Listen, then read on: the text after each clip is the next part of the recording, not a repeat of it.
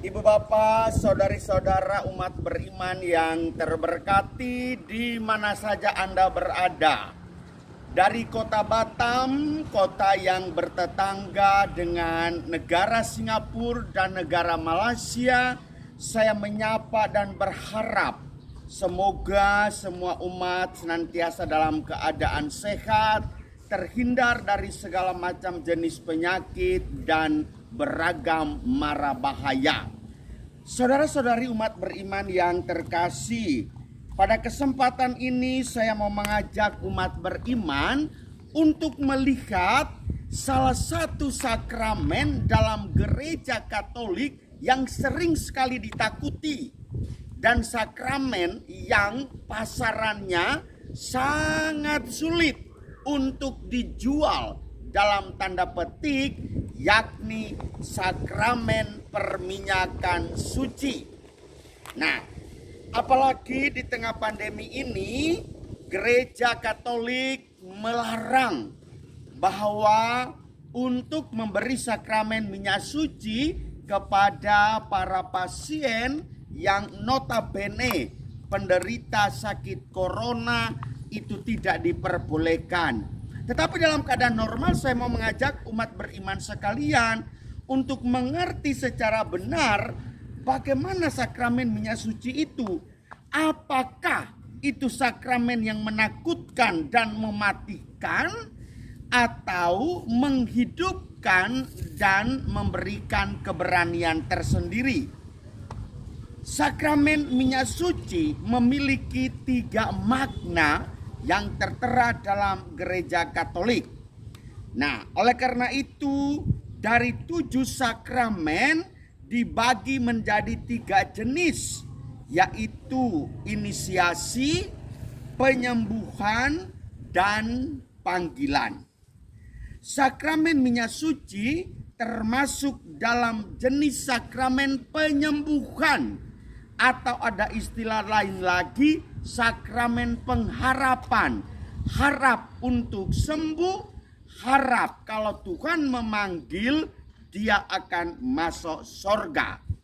Nah, oleh karena itu ada 2 tahap saat pelaksanaan ritual ini.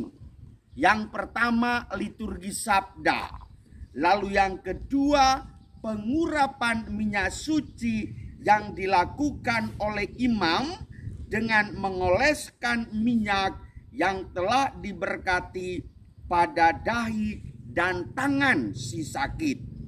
Nah, ibu bapak, saudara-saudari umat beriman yang terkasih, berdasarkan ini semua, saya mau mengajak kita semua untuk melihat bahwa pada hierarki gereja Katolik, mula-mula sakramen pengurapan minyak suci atau yang disebut pengurapan orang sakit hanya dilakukan bagi seseorang yang berada dalam kondisi sekarat atau mendekati ajal. Tujuannya apa? Untuk menghantarkan manusia kepada kehidupan selanjutnya. Akibatnya banyak orang takut, ketakutan luar biasa untuk melakukan sakramen ini, sehingga semakin hari sakramen ini semakin jarang laris di pasaran. Namun semenjak Konsili Vatikan II terjadi perubahan mengenai fungsi dari sakramen minyak suci. Kendati demikian, saat ini di lapangan kita menjumpai masih banyak orang yang enggan untuk mendapat pengurapan minyak suci ketika sedang sakit, karena mereka beranggapan bahwa dengan menerima minyak suci dia akan mati. Salah, itu berarti salah. Sakramen pengurapan minyak suci itu memberikan suatu pengampunan dosa, memberikan suatu pengampunan, suatu penghiburan, dan menghantar kita masuk ke dalam kehidupan kekal kalau memang itu kehendak Tuhan. Oleh karena itu saya ingin menggambarkan 3 hal yang menjadi makna sakramen minyak suci itu. Yang pertama, pengampunan dosa. Dalam kondisi sakit, Mungkin beberapa orang akan mengalami kesulitan dalam melakukan ritual pengakuan dosa. Maka pengampunan dosa dapat diterima melalui sakramen minyak suci apabila orang tersebut mengakui dosanya dengan sungguh-sungguh. Surat Rasul Yakobus bab 5 ayat 15 mengatakan bahwa doa yang datang dari iman akan memberikan pengampunan. Namun apabila orang tersebut masih kuat, sebaiknya untuk melakukan sakramen Ekaristi terlebih dahulu. Ini makna yang pertama.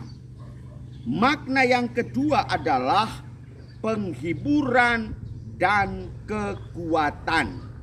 Apa itu maksudnya dari penghiburan dan kekuatan ini?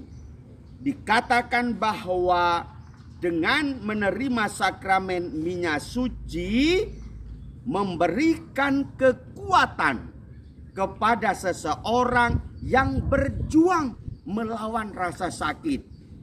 Penghiburan itu sendiri didapat karena saat dalam kondisi sakit, seseorang lebih mudah untuk merasakan penderitaan Yesus saat disalibkan. Inilah iman kita. Dengan begitu, si sakit lebih mampu merasakan penyertaan Yesus. Adapun dengan sakramen minyak suci ini, kita meminta buah-buah Roh Kudus untuk senantiasa bekerja supaya si sakit senantiasa diberikan sukacita, kedamaian, kesabaran, dan buah-buah Roh Kudus lainnya.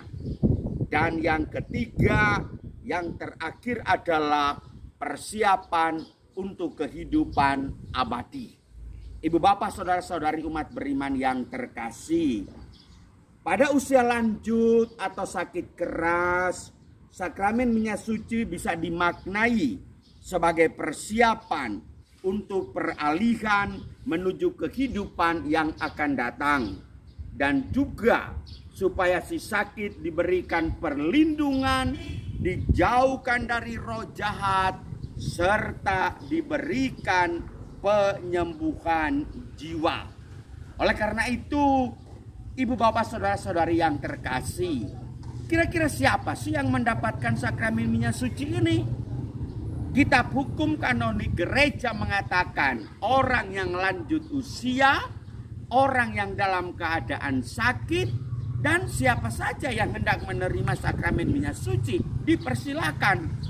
Pernah dalam suatu kesempatan dalam misa imamat di Keuskupan Agung Semarang, para pastor beramai-ramai menuju altar. Tiba saatnya setelah khotbah, para pastor itu berbaris berjejer begitu panjang. Lalu salah satu orang memberikan mereka sakramen pengurapan orang sakit atau sakramen pengurapan minyak suci. Semua umat terkejut. Mengapa pastor menerima itu? Tidak masalah. Itu juga merupakan suatu sumber kekuatan, suatu keyakinan bahwa Allah akan menyertai kita. Oleh karena itu kepada umat beriman sekalian, saya menganjurkan jangan pernah segan-segan meminta pastor untuk memberikan sakramen pengurapan orang sakit.